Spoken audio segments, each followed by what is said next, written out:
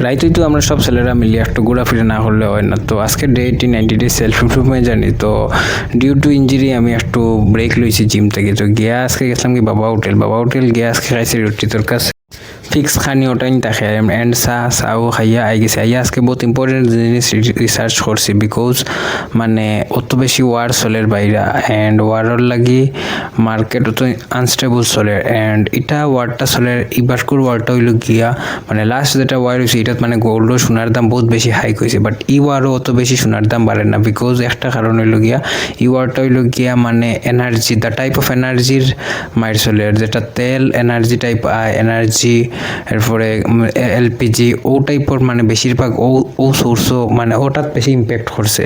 তো এর লগে হটাইনটোর প্রাইস খুব বেশি হাই কর অ্যান্ড অল ওভার ওয়ার্ল্ডও বহুত বেশি কমি আর দেন এলপিজি এরপরে জিও জিনিস। তো এখন আমি দেখি আর তো গোল্ড বেশি ড্রপ হইতে পারে মেবি 2-3 মাসের ভিতরে গোল্ড একটু ড্রপ দিতে পারে অ্যান্ড ডলার বহুত বেশি স্ট্রং হয়ে যায়।